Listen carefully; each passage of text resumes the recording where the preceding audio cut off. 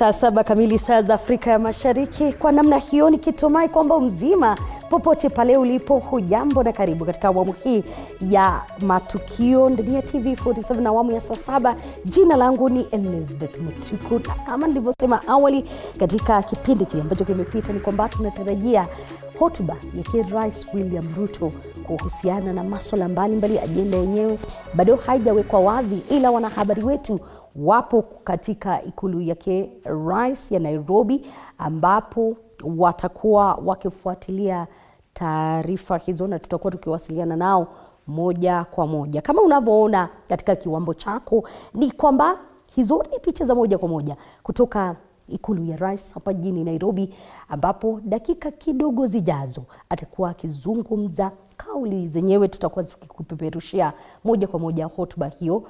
Rais William Ruto anatarajiwa kutoa hotuba yake, inajiri siku moja baada ya mkutano wake na mawaziri, mkutano ulio zaidi ratibia kutia saini mikataba ya utendakazi wa mawaziri wale, hiyo jana akichemka kuhusiana na wao kufika kuchelewa, lakini ninaarifiwa moja kwa moja Rais ameanza hotuba yake na tunaingia huko moja kwa moja. Thank you very much, ladies and gentlemen, for making it to this press briefing. For years now, life has been very difficult for millions of Kenyans due to unemployment, low incomes, and the rising cost of essential commodities. The COVID-19 pandemic worsened this situation in two directions. The measures taken to contain the spread of infections basically shut down the economy, closing up opportunities to work and earn a living, and disrupted global supply chains, causing shortages that drove the prices of basic goods beyond the reach of many households. In addition, Kenya and the entire Horn of Africa region underwent 5 successive seasons of failed rains, leading to devastating famine, death of livestock, and withering of crops, further worsening food shortages. The resultant economic hardship followed years of declining agricultural production in our country. This meant that the earnings of people employed in agriculture, who make up to 70% of the country's workforce, were diminishing as the cost of living rose steeply. Scarcity of essential food items drove the cost of food as a share of household expenditure all the way to 54% on average. For these reasons, the bottom-up economic transformation agenda recognized that Kenya's poor economic performance was primarily due to underperformance of agriculture. Agriculture's contribution to employment, to incomes, foreign exchange, cost of living, and industrialization has 2 related implications. 1, neglecting to invest in agriculture deprives the economy of a tremendous opportunity to grow steadily, increasing unemployment, poverty, and inequality. 2, strategic interventions in agriculture can ignite the national economy and set it on the path to inclusive growth. On my first day in office, I outlined to the nation the hard times and difficult choices we faced, as well as the respective costs and benefits of policies at the time and the strategies proposed in our agenda. It was clear that low agricultural productivity was not only raising the cost of living, but also driving poverty among millions whose livelihoods are connected to agriculture. As I've said, 70% of all employment is from the agricultural sector, with its linkages in manufacturing, value addition, and agro-processing. At the same time, The importation of food items and expenditure on subsidies, including duty waivers, were depleting our foreign exchange and exerting severe budgetary pressure without attacking the fundamental productivity problem. We were living dangerously and beyond our means. I therefore propose to retire the prevailing policy of subsidizing consumption in favor of subsidizing production. Instead, we started investing in agriculture, the country's biggest employer, largest contributor to our GDP, and the mainstay of all our rural communities and economies. The strategic objective of this intervention was to facilitate all Kenyan farmers to transform their production from a futile struggle for meager subsistence, which comprises brief moments of food availability, followed by long periods of scarcity, malnutrition, and poverty. Instead, we transformed this to surplus production, food security, and sustainable incomes. Because arable land in Kenya is limited and our population has increased over the years, the only way to increase agricultural productivity is through the use of high-quality inputs, in particular fertilizer, which significantly increases crop yields in the same area of land, use mechanization, and support farmers to be able to produce. In other words, by addressing the cost, quality, and availability of inputs and associated direct production expenses, we were setting out to liberate our agricultural sector from chronic underperformance and transforming it into the primary driver of our bottom-up economic transformation agenda and the foundation of Kenya's prosperity, industrial capacity, and competitive advantage. Upon assuming office, therefore, I announced that the government would prepare farmers for the last planting season that was late last year by making available 300,000 metric tons or 6 million bags subsidized at 3,500 each, down from 7,000 a bag last season. The program was going to be accompanied by a farmer registration exercise and the deployment of an accurate and transparent e-voucher system for managing distribution of the farm inputs. We were also going to collaborate with county governments to facilitate last-mile delivery to farm gates. I'm very happy that some county governments actually worked with us on this exercise, and we were able to open additional stores in different parts of the country. Earlier in the year, I presided over the launch of the first phase of the subsidized fertilizer program and the inaugural phase of the National Farmer Digital Registration exercise. For the first time in more than a decade, the fertilizer reached farmers in time to prepare for planting, and in that time, we delivered 2 million 50-kilogram bag to farmers last season. Similarly, since the onset of the long rains this year, we have prepared farmers in 41 counties and delivered to them 3,536,162 bags of crop-specific, region-specific fertilizer, and in the process registered more than 5 million farmers and issued 3,628,512 e-vouchers and established a last-mile distribution network. For the first time in our country's history, we are providing farmers with fertilizer whose formulation is customized to feed crops with their specific requirements of elements and address local soil nutrient composition.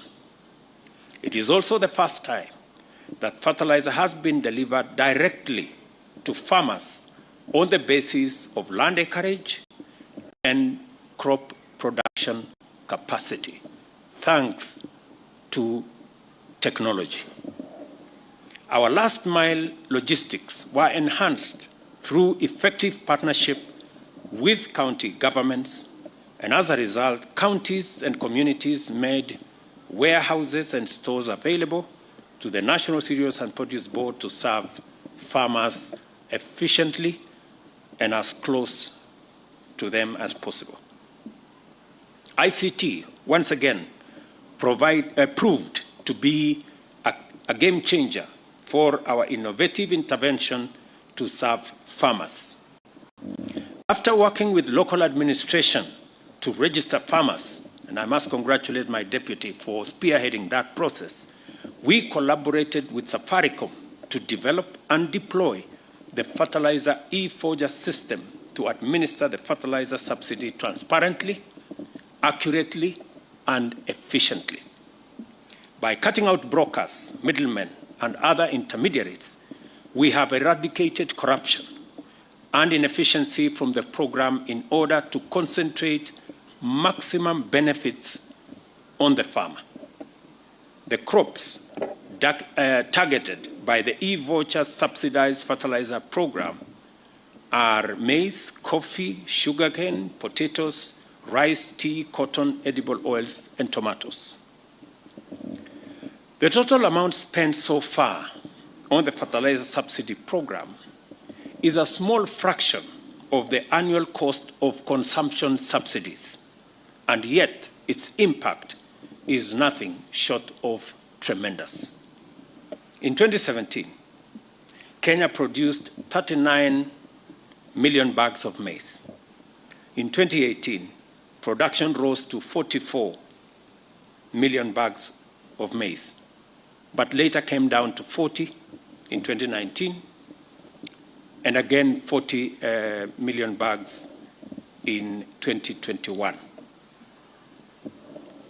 Our target this year and annually going forward is to produce 61 million bags annually between this year all the way to 2027. Long rains annually account for 80% of our season production. From the long rain season alone, which is underway, and we want to thank God that we got rain this year, better than the last several years. We estimate a yield of 44 million bags in this season, compared to last year's 32 million bags. We estimate that we will get an extra 12 million bags, thanks, by the grace of God, to the rains that we got, thanks to the patriotism of our farmers. If there are patriotic citizens of our country, it is our farmers. Our farmers have come in full force. They have gone beyond their normal call of duty to respond to our intervention, and they are doing a phenomenal job as a farming community. As a result of effectively administered strategic interventions, we are definitely on course to meet national demand in full this year. Today, I am proud to announce the commencement of the second phase of our program. On this leg, we shall begin to immediately bring down the price of fertilizer from 3,500 to 2,500 per 50 kilogram bag beginning yesterday. And I'm told that yesterday alone, 34,000 bags of subsidized fertilizer were sold to our farmers, a record in a long time. meaning that the farmers know the importance of subsidized fertilizer. And this is for the short rains now that it's going to begin next month all the way to December. At this price, we expect significantly higher uptake of fertilizer. Since fertilizer is the game changer of our agricultural productivity, this should translate to higher production in the next planting season. I encourage farmers to embrace better and greater use of fertilizer to increase yields in the coming seasons.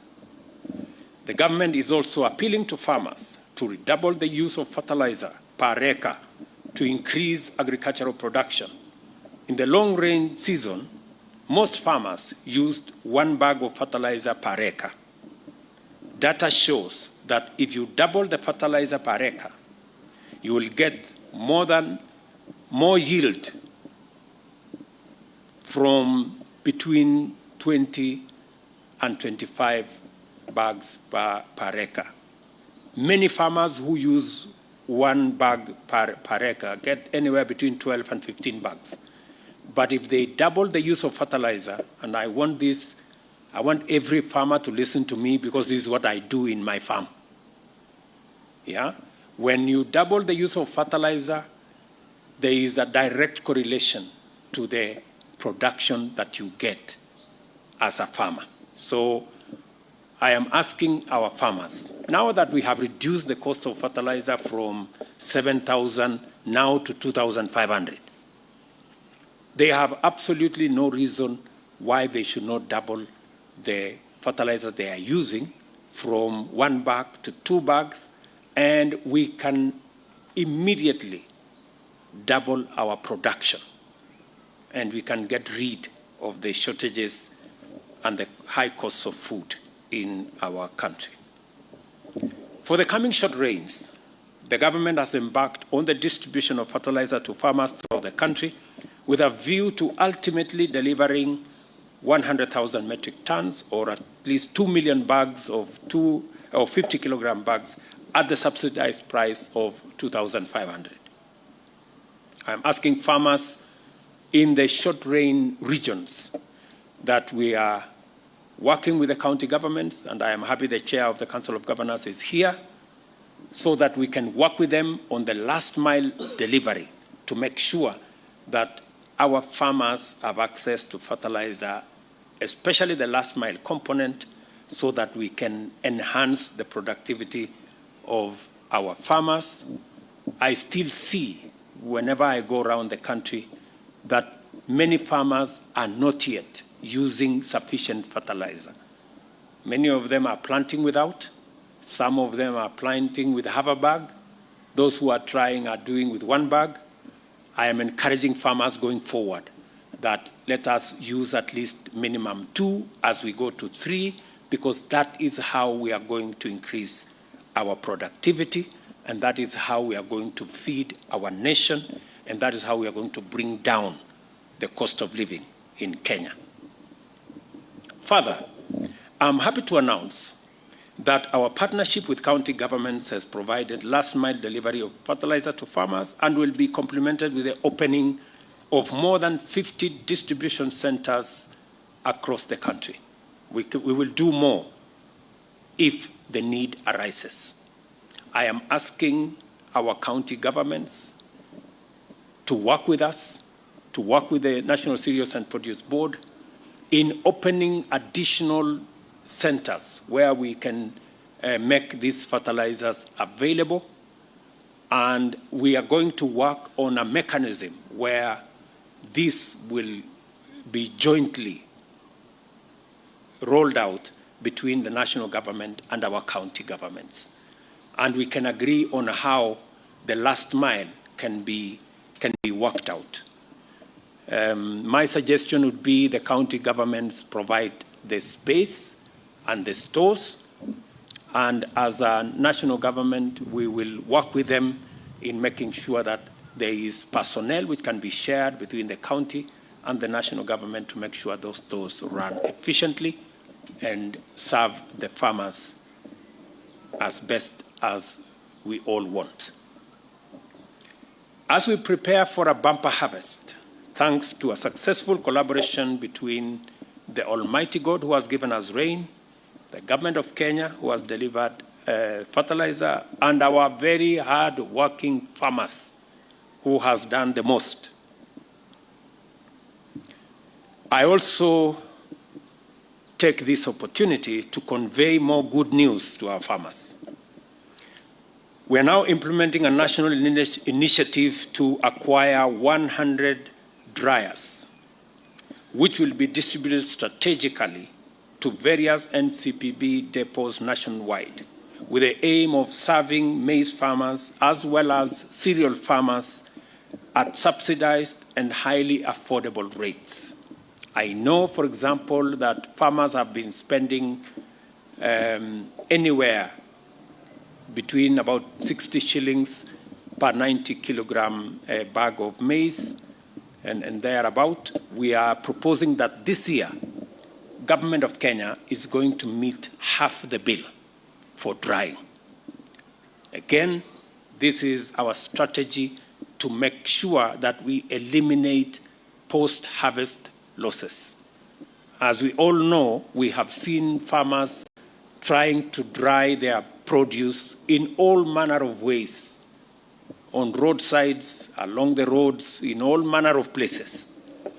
I want to tell our farmers that the government of Kenya is not only going to provide the facilities for them to do the drying, but we are going to meet half the cost of drying so that we minimize on the almost 20-30% losses that we that normally we lose because of management of the post-harvest challenges.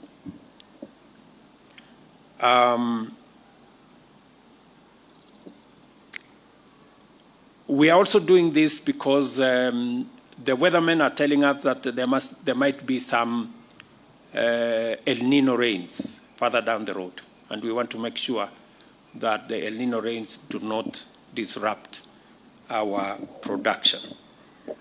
Just as we have maximized farmers' comfort by eliminating middlemen, brokers, conmen, and intermediaries in the distribution of inputs through ICT, we are also maximizing farmer returns from their produce by likewise removing brokers, middlemen, and others, as well as other perennial marketing challenges related to cereals and pulses. To this end, we shall implement the Warehouse Receipt System Act of 2019, which has never been implemented, which establishes a structured and well-regulated trading system for agricultural commodities. This system creates an ecosystem with opportunities for the private sector and National Cereals and Produce Board to provide a trading platform that links buyers and sellers and facilitates access to credit by agricultural producers. The warehouse receipt system also supports the reduction of post-harvest losses and cushions farmers against low farm gate prices. Again, the minister has clarity on how he's going to work with the private sector to make sure that we make the capacities within National Cereals and Produce Board and other government entities available for the private sector to work with us to make sure that we eliminate drop in prices that significantly affects farmers, but also we provide storage and other capabilities and a trading mechanism that is fair both to the consumer, but also fair to our farmers. We are increasing the budget, again, as an intervention for the Agricultural Finance Corporation for seasonal crop lending from 2 billion shillings to 10 billion to facilitate affordable credit that will be available to our farmers. The credit will be provided at single-digit rates to further reduce our cost of production and enhance the productivity of our farmers. We have so many farmers that every season borrow money to buy inputs. The money that has been available has been between 2 billion and 2.5 billion over the years, which has not been adequate. This year, we are scaling that up to 10 billion shillings, and I am telling farmers across the country that they can now have access to affordable credit to help them support the country in matters food production and also making sure that we have a thriving agricultural sector. We are also working with the private sector and county governments on a comprehensive mechanization program to increase available tractors and other farm machinery to further enhance the efficiency and productivity of our farmers.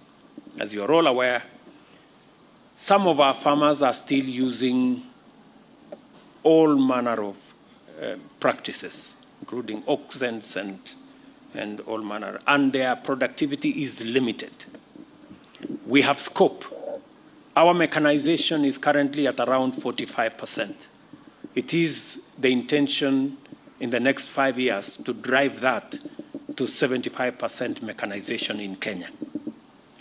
The program that we already have in place is the first 10,000 tractors and other machinery. We are at the tail end of discussions between Government of Kenya and different suppliers who will be, who we are going to demand that they set up assembly plants in Kenya to support our agricultural machinery delivery and also to support our productivity. We will be giving our farmers news before the end of the year on the comprehensive mechanization plan, and I'm happy that many counties are part of this discussion so that they too can support farmers in making sure that we build on our mechanization capabilities. I commend all the governors who have responded positively and robustly to our proposal for partnership in serving farmers so that they can serve our nation better. Thank you very much, Your Excellencies, governors who are here, and I look forward to celebrating many abundant harvest seasons this year with you and your colleagues whom you are representing here. I also thank profoundly our farmers. As I said, they are the most patriotic Kenyans that I know, that even when things are difficult, they still go to our farms to produce food for the nation. Through their hard work and the interventions we have made, through the fertilizer subsidy program and other programs, our farmers have expanded just this year an extra 200,000 acres compared to last year. Our ultimate target is to double agricultural productivity in Kenya by 2027. Your government stands with you and will support you as you pursue our shared aspiration for prosperity and national agricultural competitiveness. I say this to our farmers, and I speak to them with a lot of passion, not because I'm one of them, but because they are doing a phenomenal job. Thank you very much. I will take a few questions.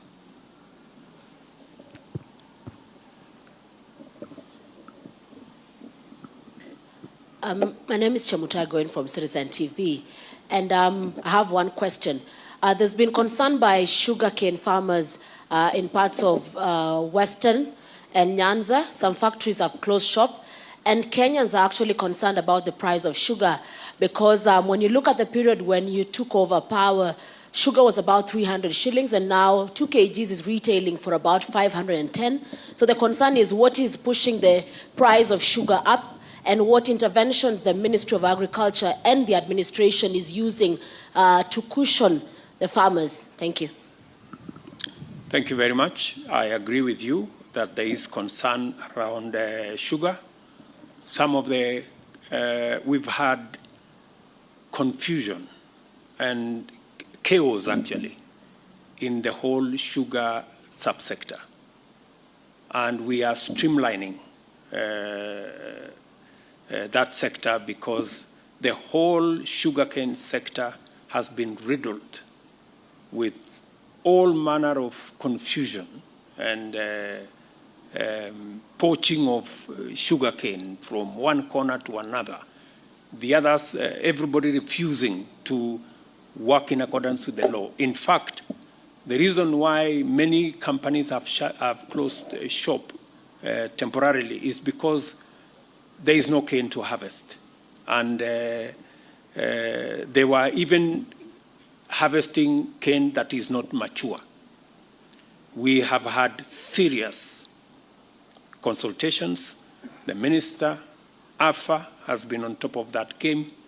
It is true, the prices have gone up. We have been reluctant to work against farmers by opening importation. Importation has always been a problem in Kenya, that sometimes importation has been used to destroy the whole sugar industry. We have been careful, we have been methodical, but finally we have given licenses for the importation of sugar into the country. Initially, we started with Comesa sugar. That was not, finally it was not available. We have, as required by the signatories that we are signatories to, we cannot open sugar to other markets before we start with the Comesa sugar. Now that we have ascertained that there isn't sufficient supply in the Comesa area, we've now opened globally. And I want to announce that I think in the next 1 or 2 weeks, at least by mid of this month, we will see a different situation pertaining, because that's the time we expect stocks of sugar to come into the country. But additionally, I did undertake during the campaign to sort out the whole sugar subsector. We've been in consultations with the stakeholders. The minister here has had a meeting with all the governors from the sugar growing areas. He has had a meeting with all the members of parliament. I have personally had maybe 6-7 meetings with my economic team, with the various stakeholders. And finally, we now have a roadmap that will be discussed in cabinet next week.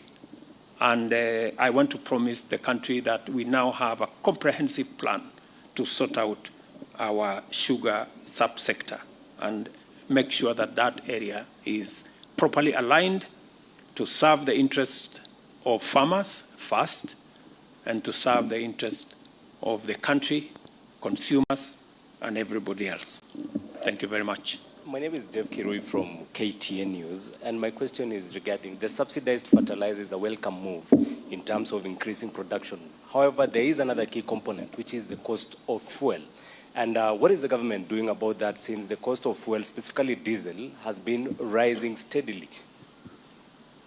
Thank you very much.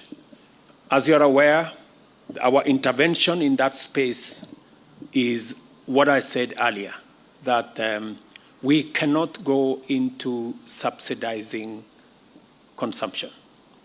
And the interventions we are making in making sure that we have a farmer community that is motivated to produce food. And you can see from the numbers that by reducing the cost of fertilizer, we have an additional 200,000 acres of farmland that has been brought into production. We have the uptake that is phenomenal. I just told you that in one day, we sold 34,000 bags of fertilizer, the highest this season. It tells you that the interventions we are making, the farmers are responding. We cannot obviously intervene in everything, but we intervene in the areas that we believe will give us the highest return on our intervention, and an intervention that is targeted. There is no way, for example, you can target fuel for agricultural production. It becomes a very difficult exercise to target. We can easily target fertilizer because you cannot use fertilizer to do anything else. It's only to plant. That's why it's easy.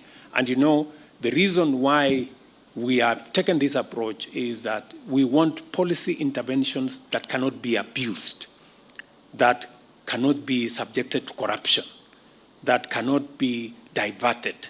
And that is why we are intervening in the manner in which we are. Your Excellency, my name is Mwangi Maina from Inoro TV. My first question is, you have rightfully said that one of the challenges we face as a country is an inadequacy of land and population. But in some of the most productive counties, we have seen a craze of land subdivision. What is your government doing to ensure that we do not lose all the arable land that we are having? Secondly, concerning the coffee sector, right now... Why don't I answer you that one? Okay, it's okay, sir. Affordable housing. I mean, the reason why we have affordable housing, and you've asked a very important question, the reason why we are working on affordable housing is because we want to reverse the land fragmentation for settlement that is going on in Kenya, denying us the opportunity to use that land for agricultural and food production. Instead, it is being subdivided for settlement. Affordable housing will help us reverse that trend, consolidate land for agricultural productivity, and use the land we have for settlement by making sure that affordable housing consolidates land that is settled for housing so that we can free up land that currently is being abused through subdivision, and we can then make that land available for agricultural productivity. Finally, you can Mr. go to President, coffee. on coffee sector, currently we are not having coffee that is being sold in the Nairobi Coffee Exchange, and the government is having plans to revitalize the coffee sector. What is happening currently?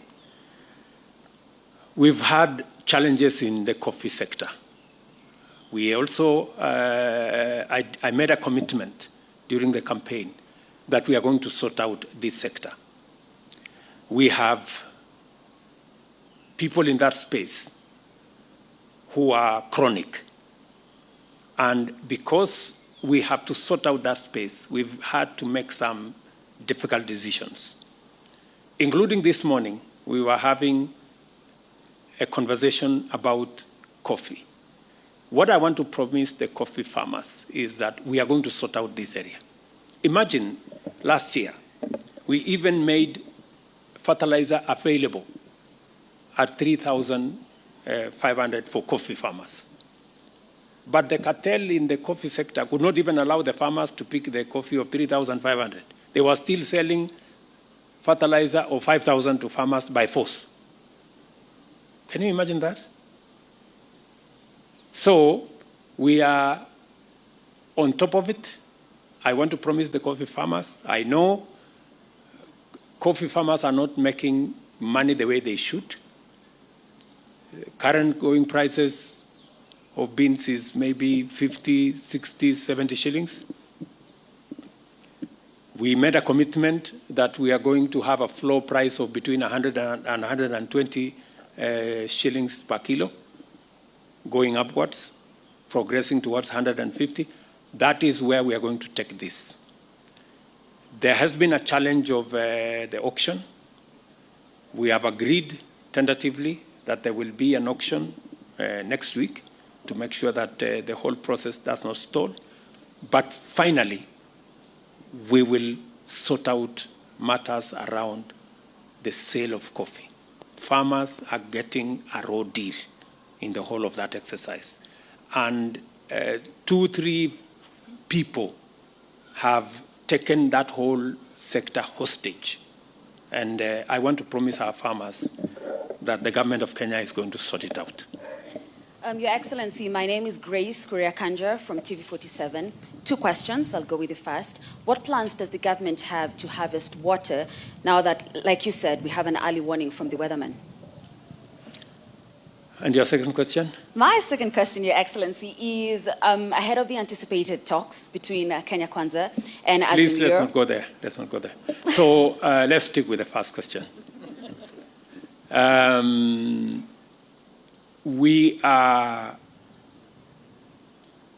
a whole program.